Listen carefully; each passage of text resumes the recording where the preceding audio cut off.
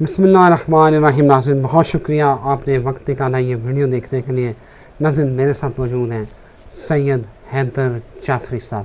آپ ان کو بہت اچھی طرح سے جانتے ہیں, آپ ان کو سنتے ہیں, آپ ان سے پیار کرتے ہیں.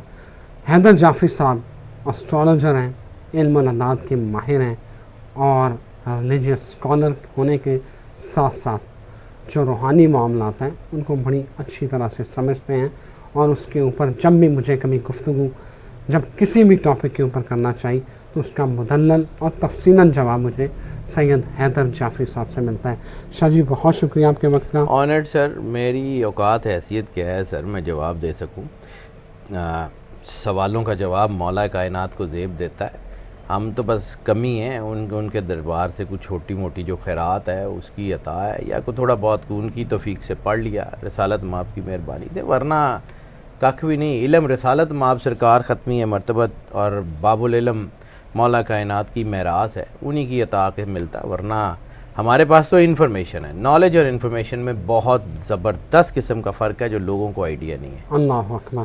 شاہ جی سوال آج تو ہے میری آج کی اس ویڈیو میں, اور میں چاہتا ہوں کہ جیسے ہمیشہ مجھے مدلل جواب دیتے ہیں وہی جواب چاہیے مجھے آپ سے. پہلا سوال یہ ہے کہ مہلت ختم ہو چکی ہے, اب صفایا ہے, اور دوسرا کیا وہ جو قرب قیامت کے قریب وہ جو کہا جاتا ہے کہ امیر لوگوں کی موت ہوگی, یہ فلسفہ سمجھائیں ہمیں. سر ون لائنر جواب دے دوں یا تفصیل سے بتاؤں؟ شاہ جی تفصیل سے بتائیں نا. پہلے ون لائنر کی بات کر لیتے ہیں, پھر میں بتاتا ہوں کہ اس کی ڈیٹیل کیا ہے. ون لائنر یہ ہے کہ بالکل مہلت ختم ہو گئی ہے, اور اب جو ہے وہ ریوائیول کا سفر ہے, اب واپسی کا سفر ہے. ہر تہذیب جب اپنے عروج پہ پہنچ جاتی ہے تو پھر اس کا زوال شروع ہوتا ہے. سورج جب اپنے عروج پہ پہنچتا ہے تو پھر اس کا زوال شروع ہوتا ہے. اسی طرح اب زوال ہے, اور زوال سب کا ہے. زوال کسی ایک کا نہیں ہے, زوال کسی ایک قوم کا نہیں ہے, کسی ایک نیشن کا نہیں ہے, کسی ایک قومیت کا نہیں ہے. زوال سب کا ہے.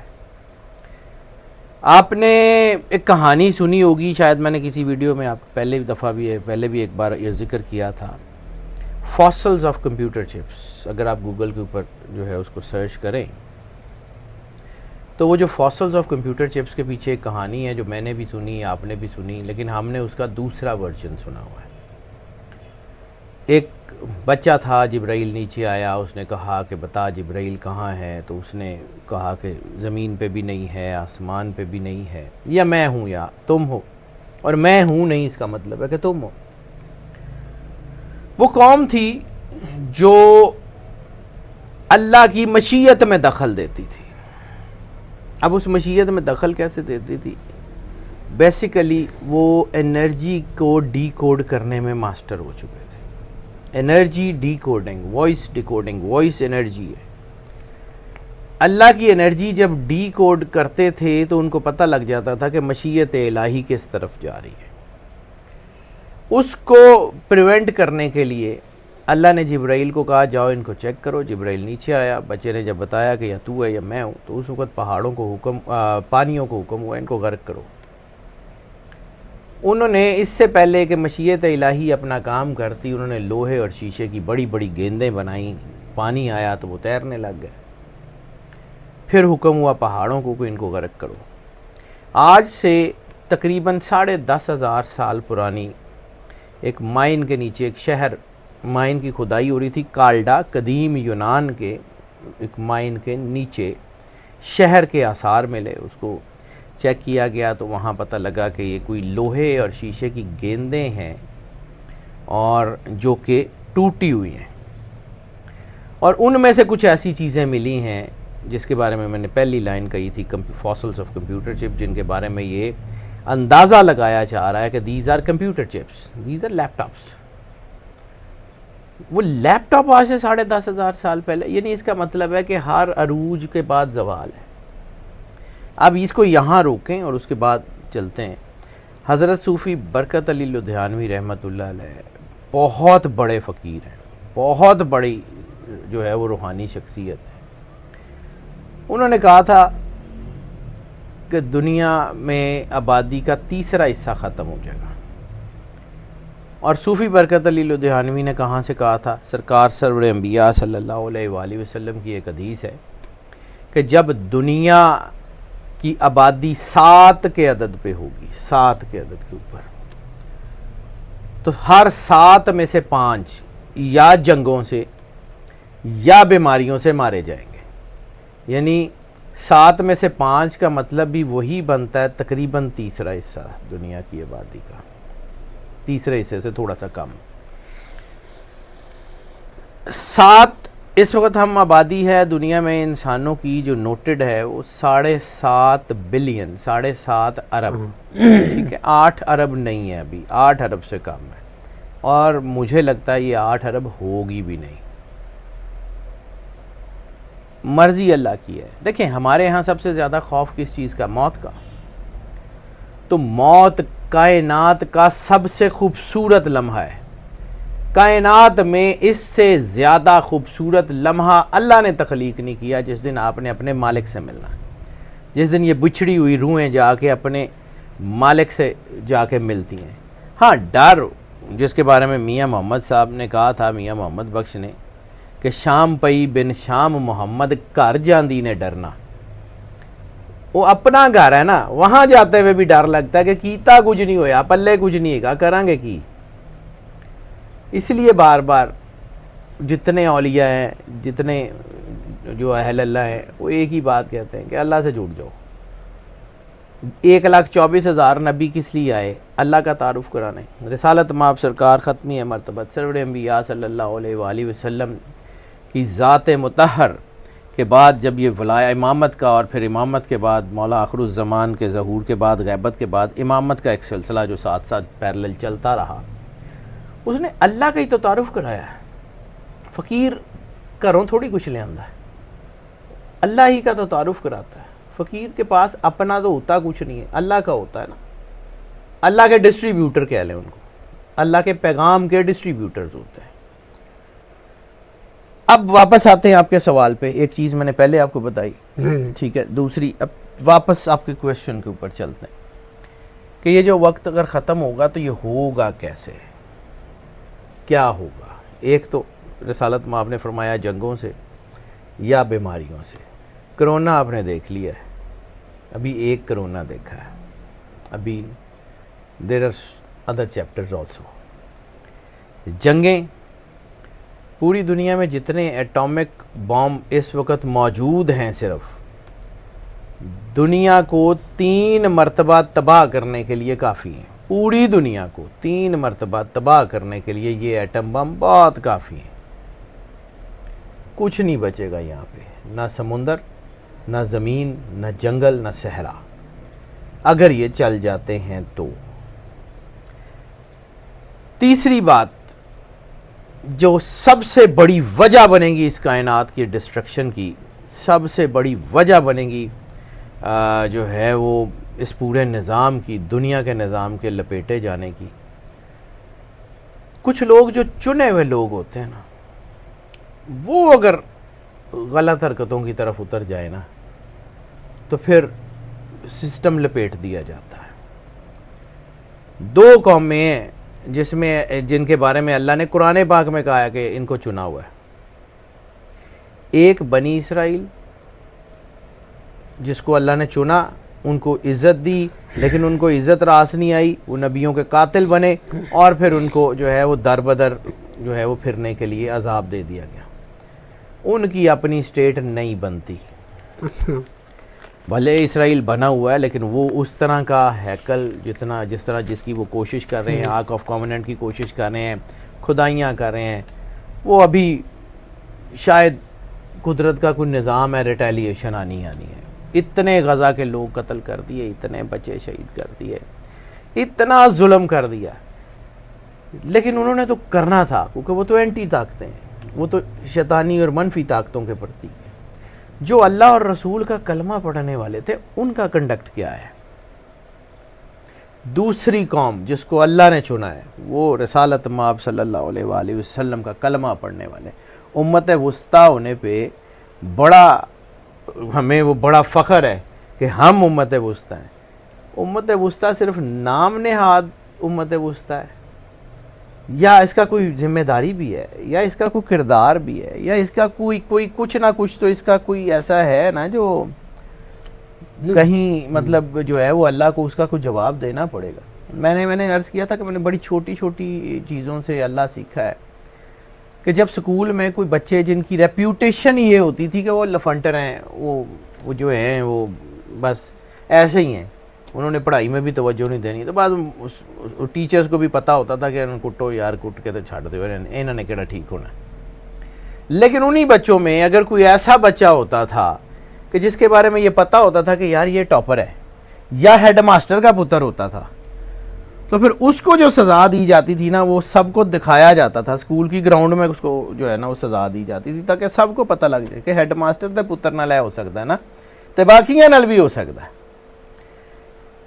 کبھی آپ صرف ہم نے یہ صرف دیکھا ہے کہ وہ جو ابلیس کا قصہ ہے آدم علیہ السلام کا کہ جی ابلیس نے انکار کر دیا وہ مردود ہو گیا، لیکن کبھی یہ اس کو ریشنلی سوچئے گا کہ ابلیس کے ایک انکار کے بعد، اس کے مردود ہونے کے بعد باقی قوموں کو، باقی جو مخلوقات تھی ان کے اوپر کیا اثر ہوا. ابلیس سردار تھا، جب انہوں نے دیکھا نا کہ ساڈا تو سردار ماریا گیا ہے، ہمارا تو سردار جو ہے وہ مردود ہو گیا ہے، ہم کہاں کھڑے ہیں، وہ سارے سیدھے ہو گئے. یہ جو کہانی ہے نا مسلمانوں کو اس لیے آج تک کٹ پڑ رہی ہے،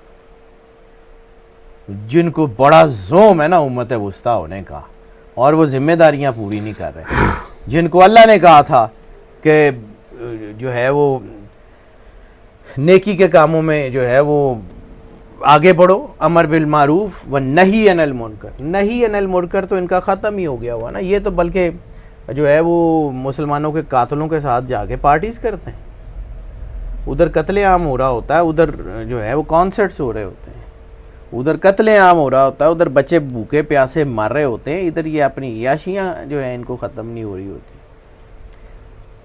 تو یہ قدرت کا انتقام ہے، اینڈ کی طرف یہ بالکل جا رہا ہے.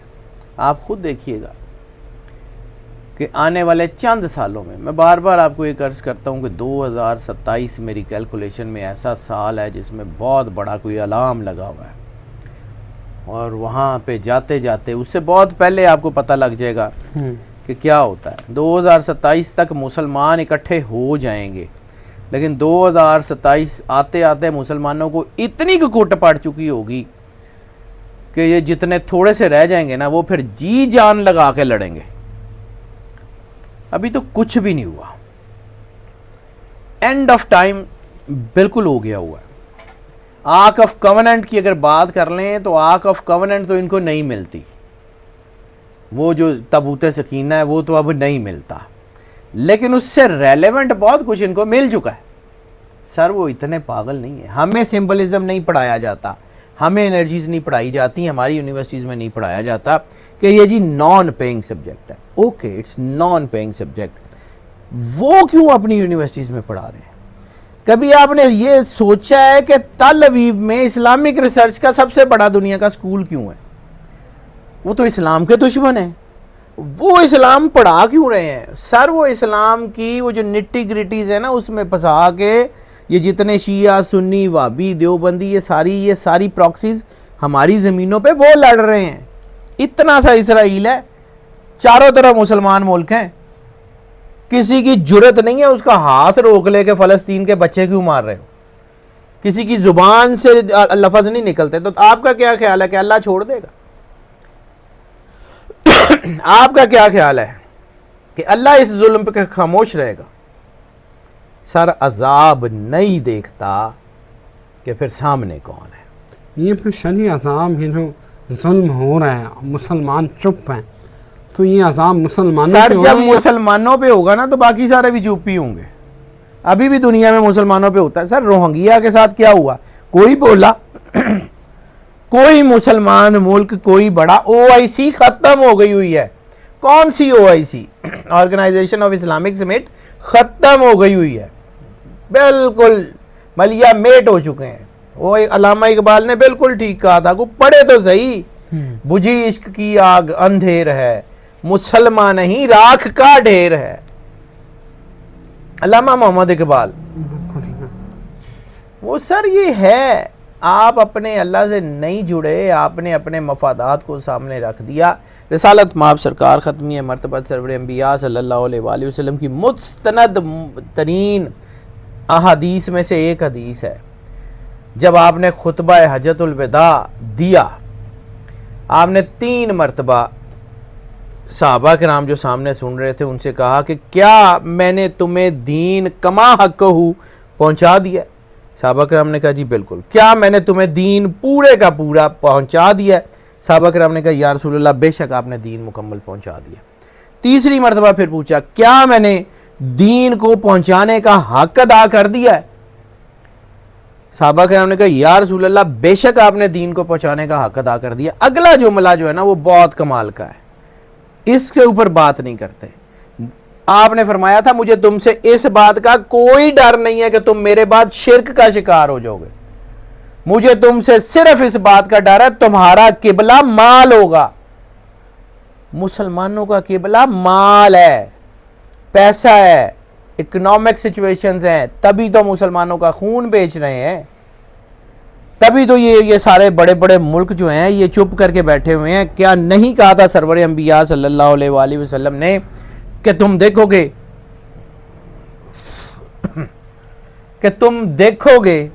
عرب کے ان بدوؤں کو کہ آپس میں بڑی بڑی عمارتوں کے مقابلے کر رہے ہیں.